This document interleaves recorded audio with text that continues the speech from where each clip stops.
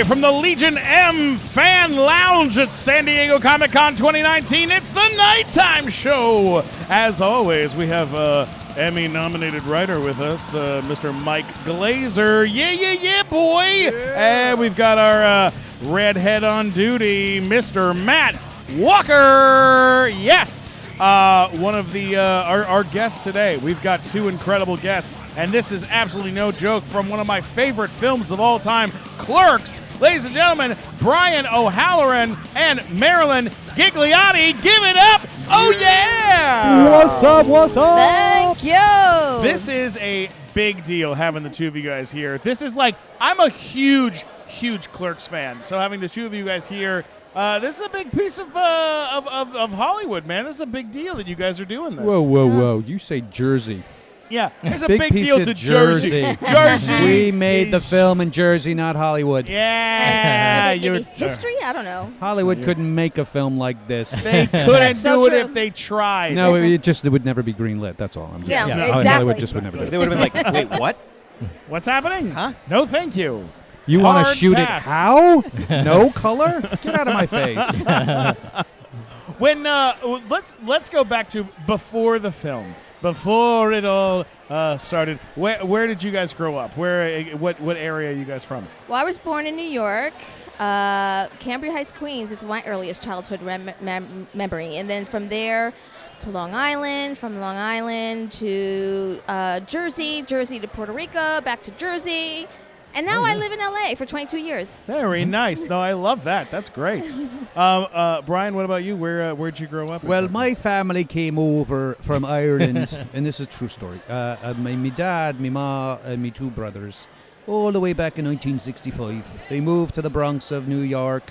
69 after the big moon landing and the Mets win and the Jets win. I guess my parents were feeling kind of randy on St. Patrick's Day weekend, and so there was the inspiration for me. Thus born in December of 69 in Manhattan, and then lived until the age of 10 in the Bronx in New York. And then after that, we moved to Jersey. We moved to northern Jersey in Palisade Park, New Jersey for about 4 years, and then central Jersey in the Old Bridge area. Now, what about, were you acting at all when you growing up? Or were you I acted out, Yeah? and so I was able, instead of being put into timeouts or smacked with wooden spoons or just pinched in the side and screams, "Don't you feckin' embarrass me in here," kind of discipline. I turned it as a youth. My brother, who used to love to act, he's older than me, was into plays and stuff, and so I started to do it. So I did like a talent show at third grade rather, where I was part of a Charlie Chaplin kind of skit, and then I kind of liked it. And then my brother volunteered to be part of the ensemble of a Plays in the Park version of Fiddler on the Roof. Wow. And I just started to like the fact that, making people laugh or having people, it was kind of a drug in that sense. And my dad was always a very gregarious and wonderful jokester of a man.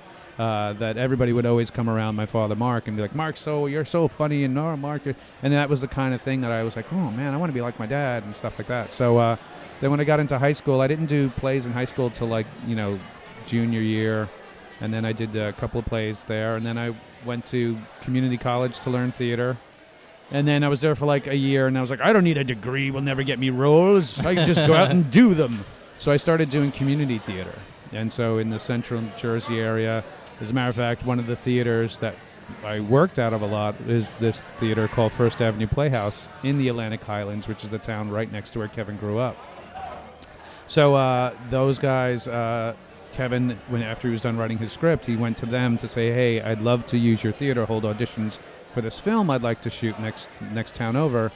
And this is before cell phones and the internet. And so if I rent your space, could you then call your stable of actors or your repertory group and say, "Hey, we'd like to audition people, come in," have people who know how to do acting. Yeah. And so I remember the owners of the theater calling me one night saying, "Hey, these guys next month are going to be auditioning people for this film. Looking at the breakdown, it looks like you're in that age range of what they're looking for." I'm like, "Oh, okay." Month goes by. They had 2 nights of auditions, like a Sunday night and a Monday night. I totally forgot about the audition. Sunday night, I was doing a show at another theater during that week and weekend. The next morning, Monday morning, I get the phone call at like 10 in the morning, and my mom's like, "Brian, it's for you." And I'm like, "What's up?" And it's this guy, Joe Bagnola's like, Brian, I thought you were coming in for this audition. I'm like, oh, shit, I totally forgot about that. Is it still going on? He goes, yeah, tonight. I'm like, what do they need? They're like, just bring in a headshot resume and come on down. And have a monologue prepared. I'm like, okay. So I came in and did this like very evil monologue of a play that me and Marilyn worked on together at another theater. What? So it's a play called Wait Until Dark, which was the film of with Alan Arkin, and then actually Quentin Tarantino did a revival of it on Broadway again, like about 15 years ago, where he played the role that I played, which was Mr. Rote, this very villainous kind of guy. And so I did this. I combined this dialogue into a monologue, which was Marilyn, and I did it, and he liked it, and he said to me, like, I wish this movie had a villain. You'd be perfect. Once again, didn't know what I was auditioning for, didn't know what the film was. I just thought, and to be honest with you, when I got off the stage, I'd asked Vinny, his friend, who was videotaping all the auditions, hey, how many principals are there? He's like, there's 6 principals, but we already have them cast, which was true. I was like, okay, so they were only auditioning extras and day players kind of things, people with 5 lines. So when I got the call back to come in, and I did a reading, and I did the reading with Kevin and Marilyn, actually. I did the scene about the independent contractors on the Death Star. Okay, yeah. That's when I found out that he was possibly attached to it, because I had already been attached to it. Yeah, they saw her, and they were like, you're in. So you go, and you didn't know who was going to be coming in, and you're like, it's Brian. Yeah. So then once it was done, he was like, well, what do you think? I'm like, oh, it's very funny. I said, these 2 guys are very funny. The other guy's really funny, meaning Randall, because he read Randall and I read Dante. I said, he's like, would you do it? I'm like, oh, I would totally do it. And then I was like, well, who are they in the film? Because not knowing what the script was about, I thought this was a conversation going on with 2 clerks of a convenience store that, let's say, the main characters of the film come in, walk into, and then dip out, and that's my scene, and that's all it was. Of course. And he's like, oh, no, the film is called Clerks. It's about these 2 convenience store clerks. The whole movie revolves around them, too. Whoa. And then the troubles he has with girlfriends is I'm like, well, when I was at the audition night, the guy said you had the 6 principals cast. He goes, I do, but don't worry about that. And I didn't. And he was originally cast Ernie O'Donnell, who played Rick Derris, the muscle guy, who then went on to actually be in more Kevin Smith movies than even me, because he's like a cousin of his. But he's also very well talented. But from that point on, it was just, that's where it went to. And then we went to Sundance, and it was just weird at this festival that the tickets sold out. All 4 screenings sold out before the festival started, which was like one of the first times it had happened in a long time. And it was just weird having, CNN would like to interview you. Or people walking, we saw the first screening. Or you're the guy from the Clerks. Well, I'm like, the funny thing about Sundance, though, is like, because I was there already for the first screening, or the second screening, actually. I'm walking around, and people are congratulating me and stuff like that. And then when he came in without the goatee, people would stop me and congratulate me on the film, love the movie, and all this kind of stuff. And I'm like, this is Dante. They didn't recognize it. Yeah, wow. It literally takes like 10 years off my face when I shave it off. I look like a baby, and so that's why I put it back on. Plus, I have a large nose, and it's a good way to offset it. But I was working on another project that I needed to be clean-shaven for, so that's what I was saying. Wow. Yeah. So, I want to jump back a little bit. So being on that set, working on Clerks in a real store. No, let's be honest. Store in a real place. Yeah, we're not. Now, was it set. functioning during the day and you guys just shot at night? Like, That's exactly it. Yeah. That's the plot device of the gums jammed in the locks, so the shutters could be closed, so we didn't have to light the outside for day. That makes sense, because that's like when you look at, say, Dawn of the Dead or whatever. That was a real mall that I used to go to when I was in college, right. The Monroeville Mall, and they just shut it down during the day and filmed the movie at night because they're just like, well, we need the stores. Yeah, there's they need to make their money. there's a couple of really good horror cons that happen in Monroeville, and one year for the anniversary year of the film, they had a whole big screening in the mall. Oh, that's amazing! It was really really cool. Yeah. Now, so when you're working on it, and you're out in the world, you're just sitting. You're like it's not a set, so it's just a store, right. And then you have the video store next door. Was the video store a real video store? Yeah, that was a real video store. Yeah. When we weren't shooting in the video store and shooting in the convenience store, then it was hair and makeup. and Sure. wardrobe. Yeah.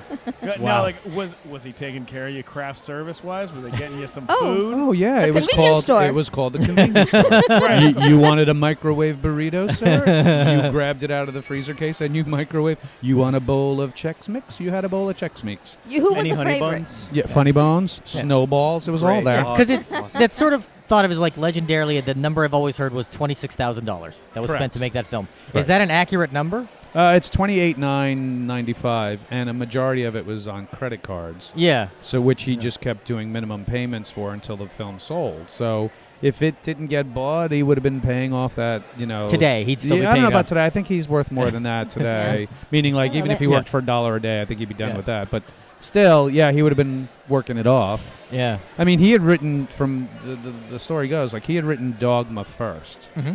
And it was like he knew he could never be his first film. He Yeah. needed to build up more cred and the more money for the bigger budget and bigger cast. So he wrote this and what he did. I think he wrote it in 23 or 20-something days, 21 days. He wrote the first script, and then we shot for 23 nights with 2-day days and another day for all the exterior. And then light when stuff. was because they changed the ending. In the original ending that I've seen on Yep. outtakes, you get shot Did and you- die at the end yeah. of the film. Did you know, like, when they said that's what's going to happen? Oh, were you it was in like, the script. Oh, all right. Yeah, it was in the that's how it script. ends. I mean, I remember when I first read the script and he wanted my feedback, and I'm like, why do you got to kill it? I mean, Yeah. he goes, well, isn't that the great irony of this whole thing? It's a funny comedy, but in the end, the ironic thing and put some reality to it he wasn't even supposed to be there today and he gets shot. It's a serious ending. It's kind of like the ending for Do the Right Thing, the wasted Yeah. moment like that. So. Like the end of Boys in the Hood or whatever. Yeah, It's like yeah. a So thing we that's shot tragic it. I mean, ending, we yeah. used Hershey syrup as the blood since we were shooting black and white because the syrup has the same consistency of blood. And we ruined this kind of Bill Cosby sweater that I had owned at the time. And after doing it, we were like, okay. And then I didn't see them for like 2-3 months because during the summers when he actually edited it, and this is on a Steam Deck, like literally raw footage of the film and a soundtrack, and you're literally physically cutting it with the thing, and you're rolling Actual it. film Actual stock. film, Yeah. yep. Kids, ask your grandparents about this. Where now kids can edit an entire film on their phone. So it was that type of thing, and so I just let them do their thing for their 3 months. And I was like, I'm not seeing you again. And then I dipped in again around September, is when he was like, hey, we're going to this film festival to have the screening in New York, the Independent Feature Film Market, the IFFM, which doesn't exist anymore. And we had, out of a 5 or 7 day festival, the last day of screenings at a Sunday at 11 a.m. 11 a.m. on a Sunday. That's a death slot. It is. It's Yeah. a complete death slot. There was about 20 people in the audience, 12 of which were like us. Uh-huh. And then as we got out of it, we were kind of a bit of a dejected by it because we're like, wow. Well, I wasn't dejected. I loved it. But I mean, I know Kevin was kind of like, no one came. Oh my God, what have I done? I've ruined my credit and blah, blah, blah if I can't pay this off. So it's from that we had one angel in the audience by a gentleman by the name of Mr. Bob Hawke. Mm-hmm. And Bob Hawke was a film doctor, film acquisitions kind of person who would recommend things. He was very much known in the independent film community. There's a great actual documentary about his life called Film Doc, and he talks about how many people he helped get into the biz and stuff like that. So he then passed it on to Amy Taubin, who was with The Village Voice, who then was passing things on to the Weinsteins and a bunch of other acquisition people from other labels. And that was just like a VHS copy. They're just yeah, slipping we would around? have. Yeah, like Kevin didn't even believe it. It's funny because tonight we have a screening of a film called Shooting Clerks, which is a biopic film about how we made Clerks, and it was done by, of course, the greatest people to make film about Kevin, the Scots. Some Scottish fans decided to make their own film out in Scotland with some stuff that we helped co-produce for them Yeah. Oh my here in God. the States, and that airs tonight over in Hall 5AB, 10 o'clock tonight. If you want to go over there, That if sounds you're so here. cool. So yeah, so with all that, finally seeing it with that original ending, and he then got Kevin in touch. Mr. Hawke got Kevin in touch with Bob Pearson or John Pearson, who was like a producer's rep for Spike Lee and a whole bunch of great people. And it was John Pearson's like, you got to cut that ending out. It's a comedy, dude. Yeah, I get you're trying to make a serious, but you're just going to make the audience hate you. I said, just make it a comedy. You know what? End it where the guy goes, you're closed. And that was it. You just needed to hear that a few times, and that was it. Yeah, that Wow. makes sense. Hey, Matt, what are you watching on TV these days? Lately, I've been watching a lot of astronomy videos on YouTube. Astronomy videos? Yeah. Why are you watching astronomy videos on YouTube? I like space. Well, if you like space, then you're going to love Bliss Lights. Mm-hmm. Bliss Lights is absolutely amazing. They have this thing called the Skylight, and it is a laser light show that you put in your living room. Mm-hmm. It shines up on the ceiling, and then basically you have the whole universe just shining right above you. You don't have to watch TV to look at the stars in the sky. You don't have to go camping to look out at galaxies. You can literally sit in your living room and watch the Skylight from Bliss Lights. That sounds amazing. It is amazing. These are the guys who do the laser light shows for all the theme parks, and now you get to have a laser light show in your living room. All you have to do is go to blisslights.com. That's blisslights.com. I'm talking about blisslights.com. This is it's like, forget a nightlight, all right? You got a nightlight for your kids, throw that in the trash, okay? This right here is the next level, and it is absolutely incredible. Go to blisslights.com. We're talking about blisslights.com. Oh, and use promo code NIGHTTIME for 10% off your order. That's NIGHTTIME for 10% off. Come on, go use it right now. blisslights.com. All right, let's get back to the show. All right, we're going to take a walk through the cast list. You guys are going to tell us first impressions, some first impressions of some of these people. Or Is this like a lightning round? Whatever this word is comes lightning round. Are you ready? Here we go. Let's do it. Number one. Okay. Marilyn, are you ready? I didn't meet a lot of them, but okay. At first, I guess. I don't know. or over time. Okay, okay. Favorite memory, something like that? Okay. Jeff Anderson. Goofball, I thought. Yeah. He was very nervous about being around Yeah. actors. So Yeah. very cool guy, very funny. Has his voice alone is so addictive to listen to. I could have listened to him read the phone book in that very kind of like act to him. But also a great guy. Love it. What about Lisa Spooner? Lisa, well, both Jeff and Lisa, they were very intimidated. That I do remember. It's like they were just totally intimidated by what we were doing when we had a read through. Lisa, I found eerily attractive. And I think at one time me and Jeff were kind of scoping on her at the same time, but I was just more of a nerdy kind of geek kind of type that I didn't go for what I guess I could have made a move on her, but I didn't. And Jeff did, and Jeff got her hand in marriage, so he got that. Wow. Congratulations. Yeah, they got That's married. so amazing. You didn't know that? I didn't Now, know were that. Yeah, they got married like not far after the Clerks release. No, so were they not because They didn't know each they other didn't know how beforehand. to do, and were they not actors in the same way you guys were? Because you guys were both trained in doing theater. Well, she was in acting classes at the local community college, and that's where Kevin found her. Okay. Yeah. But Jeff was just a goofball friend that he went to school with, who was just coming to the auditions to goof watch. on other people. Yeah. To be Randall. Correct. In the Just- audition, correct. basically. Pretty much. That's what you've had me do that for auditions. I have. Yeah. I have. Now here's an actor. I believe he is now been knighted. He's a very serious, dramatic actor. Jason. I want to say this right. Muse. Jason Mewes. We just had Jason Mewes on our podcast. On our live show. On our live show. Yeah. Lovely, wonderful fella. What was Marilyn first impression or a favorite moment for me, just with that schmuck? like, what the hell? Yeah. Basically. And yeah, it was like, okay, wow. Yeah, there's no acting going on there. That's no, just him. there Yeah. isn't. He's It was just settled like down a lot, though. Yeah. He has Yeah. settled down Yeah. a lot since those days, I'm sure. He has.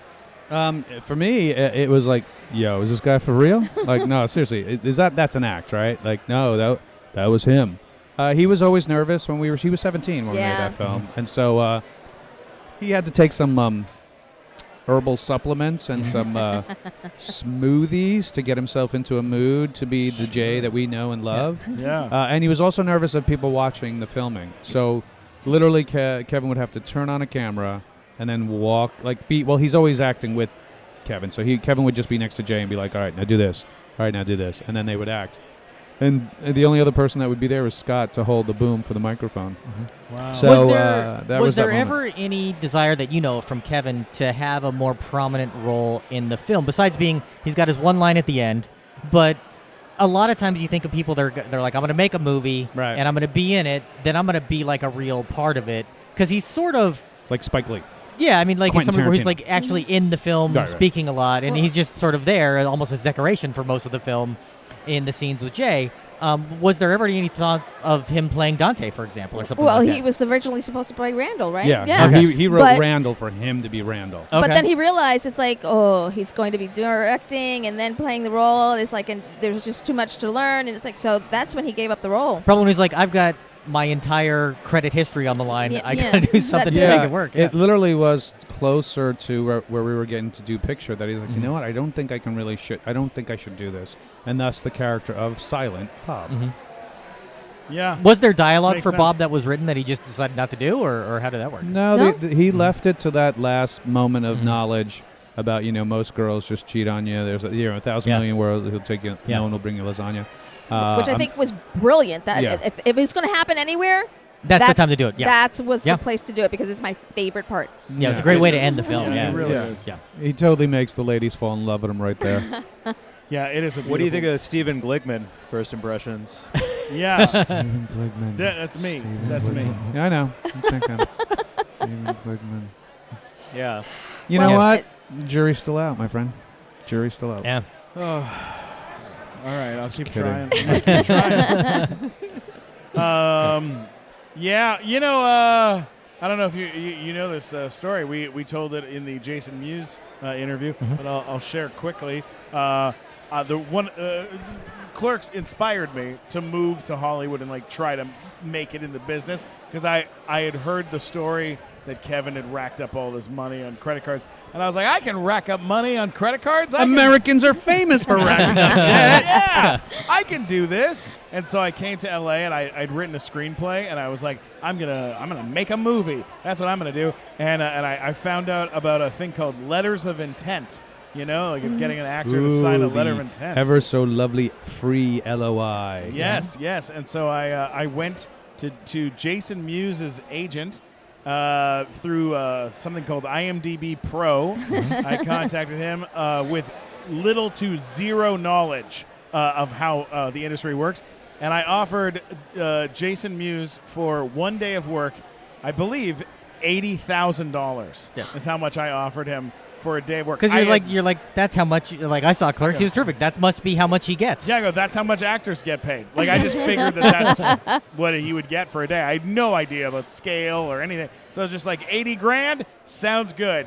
And so He could not give you a letter of intent fast enough. Oh, when he got he that. signed that letter of intent. Sent I it would back to too. me, and I was like, now we're in business. And then, of course, we couldn't get our movie made. And then years and years and years later, I ran into Jason Mewes on a set, and I told him that was me, and he was like, that is still to this date the highest amount of money I've ever been offered for 1 day of work. And he goes, and the script was good, so keep going. And Do you- How long ago was now we're that? friends. I mean, that was Oh, that's- 1997. Oh my God, that's Eight? that's Well, the you year said that I eight. moved up to LA. Yeah. You still No, had later. DVD and VHS sales Yeah. then, so you could have made that money back. Yeah, you could have. Do you have that letter physically still? Yes. Do you have it framed? Uh-huh. You You bet. should. It's in a photo album. It's in a Oh, photo you got to have album. that up on a wall, bro. Yeah, I think now This it's- was me no. being You a got- here. foolish producer. You take Yeah. your contract you signed for Storks and put it next to that one. There, and you go. That's the way to do Yeah. it. Now, what about Scott Mosier? Can we talk about Scott Mosier a little bit? Yes. Oh, is that He's a sweetheart. Yeah, he's He a- really is. he's But a- honestly, it's he's like a low talker. a low talk? Yeah. He's Canadian. What do you want to do? He's sweet. He's sweetheart. Knows his shit and a shrewd business guy, but also hilarious. Like really, like he would just come up. He is really the silent Bob of this group when we were filming because he would be quiet. Kevin would be saying things and stuff, and then he would just come in with this little note of wisdom. He just like maybe if he did this, and it was like. Wow, Scott, you're in the room. Like he was really, really great with that, and working on with him on others. Like when we then did Mallrats together, Sure. and we had that scene where he was the stage manager. It was just so fun. So Well, much what's fun. so great too about Kevin's movies is even he's pre Marvel Cinematic Universe. Yeah. Is making movie after movie after movie and tying those movies together and creating this view A askew little universe, a little world. Yeah. Yeah. which is so cool because then you can bring characters from Clerks into newer movies. And I know with Jay and Silent Bob Reboot coming back, I know people are hoping. They're hoping for you guys to return. I know you're maybe not allowed to say if you return, but I know people are hoping for that, which is so cool. I jokingly say it to the fans, like, you know that scene in Endgame where all of a sudden the portals start opening up and it's so and so. Oh my God, it's kind of going to be like that, but it's just not at the end of the movie. It's like all throughout the movie.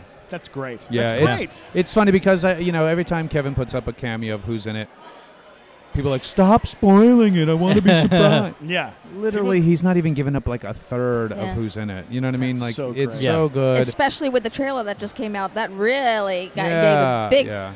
I mean, I can't wait for October because I don't think I have much of my side of my tongue to chew anymore for like to hold my tongue as to what we're going to be getting out of this film. Well, I just watched the last Jay and Silent Bob movie just recently on Netflix. Fucking George Carlin's in the movie. Oh. Like, Let's Carlin have a shows moment up. for Carlin. God rest his soul. Yeah.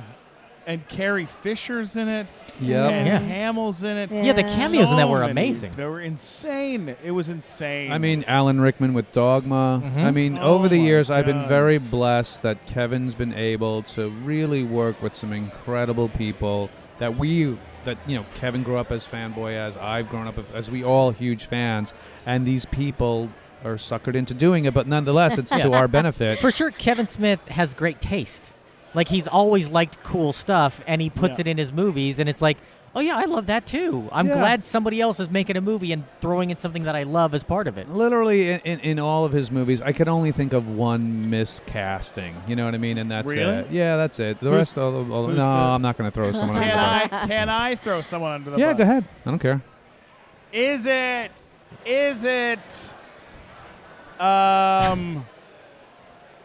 I don't know. Matt Damon. It's not Matt Damon. It can't be Male or Matt Damon. female? Is it male or female? Oh, wait a Ooh. minute. I thought you were going to take a guess as to Oh, who all right, it was. I'll give you a heads up. All right. It's no, I'm not going to do it. I'm not Just going tell to me, do it. tell me what movie. Is Tell me it what Brian movie. O'Halloran? No, I'm not going to do movies either. yeah. I can't stand that guy. I'm Is it self-loathing. Rosario Dawson? Because I love I Rosario doubt Dawson. that very No, much. there's no way. Let's put it this way: they are not showing up in Reboot. Okay. Yeah, okay. Well, we'll just use that. That's That's all we it. need to know. They're- We'll watch they're- the movie. They are definitely not in Reboot. And we'll watch the movie, then we're like, okay. Well, it's not Yeah. Ben Affleck because Ben Affleck's in Reboot. I just saw that. Yeah. I love Affleck. Matt Damon's Matt in Damon's Reboot. Is in Ethan Affleck. Suplee in it? I love Ethan Suplee. He's such a good dude. I don't know if Ethan Supplee's in it. I love Yeah. Ethan Suplee too. Well, the listeners out there, Nobody just will know. send in your requests. Send in your of guests. Send in your Your your best guess of who it could be to their show at Yes. their Yes. Twitter account, and And we'll figure it out. we'll and, figure it and out. you'll In eventually October. figure it out. Nobody will know until October. there we go. That's here's- it. Hey Matt, let me ask you something. This time of year, it's starting to get a little cold. It's heading into the winter months. How do you feel about the winter months? I'm not a fan. I'm cold. I'm cold in July, let Really? alone in October. You know, then I've got something that you're going to absolutely love. Mm-hmm. Yo Shirt, the company that has brought you these like really, really cool shirts and socks and all sorts of Yeah, stuff they've where you got that can app. You can upload your own you images and get upload stuff your printed. image and get it printed right there, and you can do one-offs. They're so cool. They make so much cool stuff. But they invested in this technology that has created Sherpa blankets that are just extra plush. They're absolutely gorgeous, and they feel so nice to the touch. You have one. I got one for you. Yeah. Of It's your really face. soft. It's your face. It is my face. I'm not a blanket on my bed, which is weird, but it's very Yeah. soft. You know what?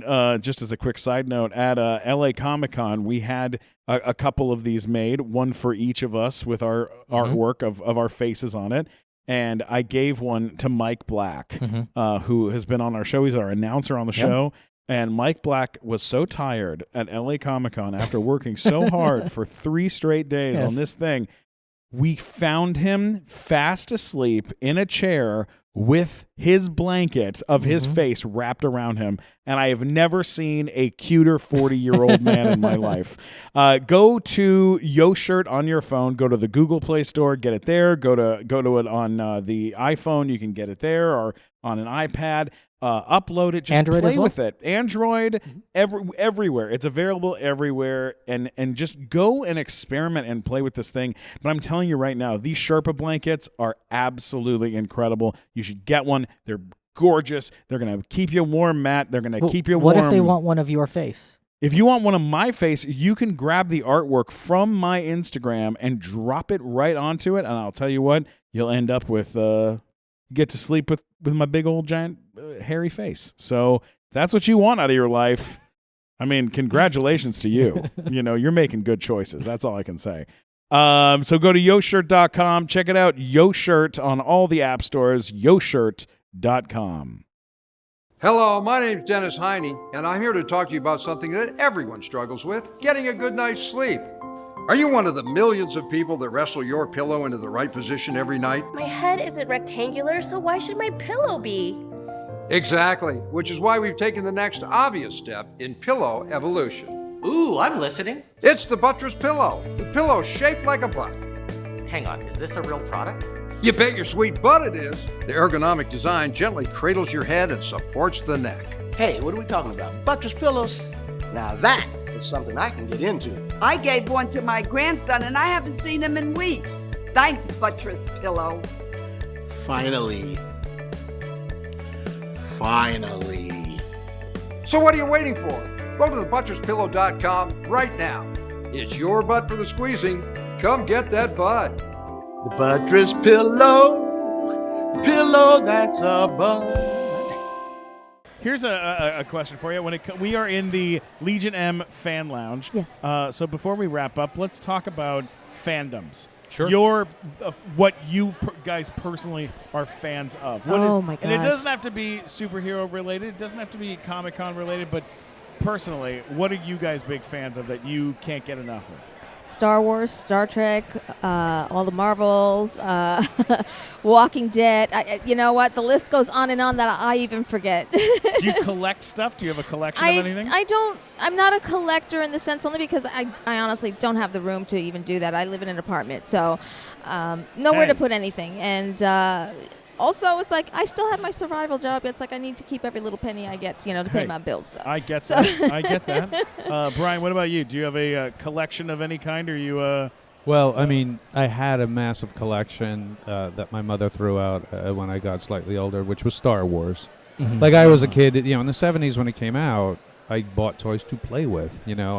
So the Star Wars was always my collection as kids, and then I was like, as I moved out of the house to live with friends on the college campus, and I came back and my mother had cleaned stuff out because I was like, Mom, I was just up in the attic.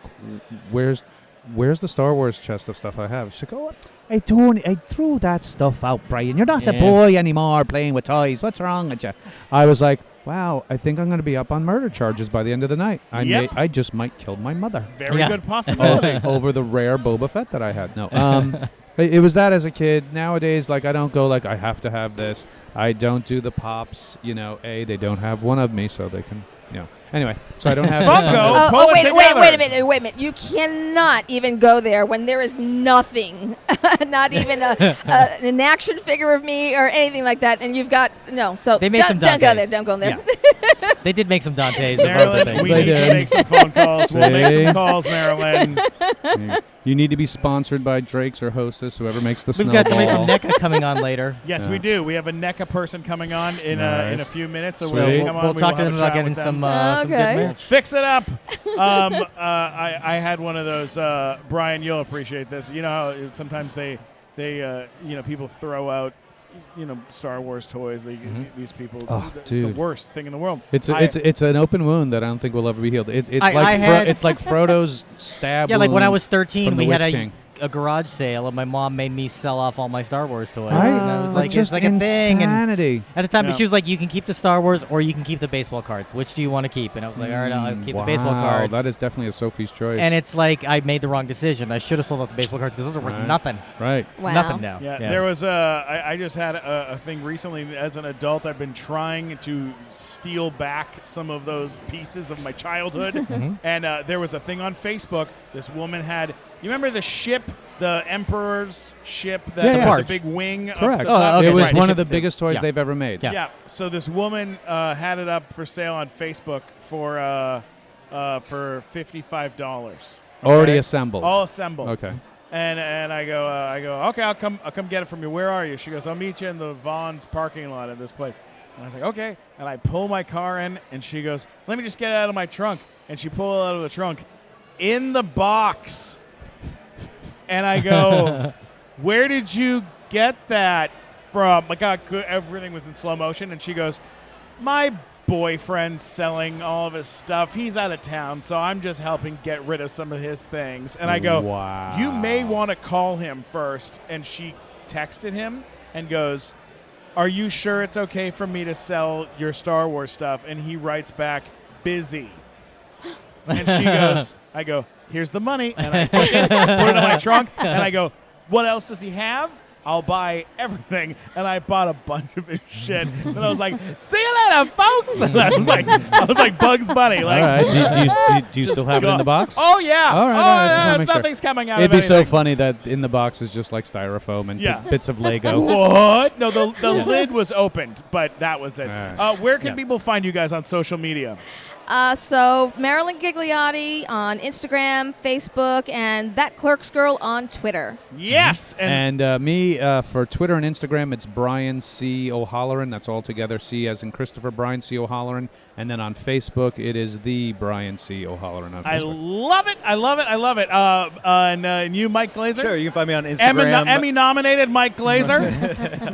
You can find me on Instagram and Twitter at GlazerBooHooHoo. Love it. Oh, what a great name. Yes. Right? And before I give you the way to reach me, I'll tell you my real quick clerk story. I told this to Brian yesterday. Yeah. When I was in college in the early 90s at Carnegie Mellon University, I went to see Clerks in the theater when it came out because I saw on Siskel and Ebert they talked about it. And I'm like, I want to see that movie. And I go, and I watch the movie, and I'm like, that girl looks familiar. The one who feels like a guy's muscle in the movie. I'm like, she looks familiar. I was like, I don't know why. And I was driving home, and I was like, wait a minute.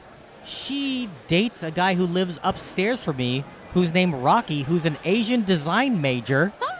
And I figured, I put two and two together. It turns out that, like, she was the basis for Caitlin in the movie. Yeah. That's pretty crazy. So, anyways, you can find links to everything at funnymatt.com. And if you're annoyed by me, let me know at mattwalkersucks.com. Yes, and people do. You Yes. can always get me at Stephen Glickman, STPHEN, Glickman on Twitter, Instagram, and YouTube. Don't forget to subscribe to the Nighttime Show podcast. We love you guys. Thank you so much. We love Clerks. Thank and we you. love you. Thanks a lot and good night. Thank you for having us.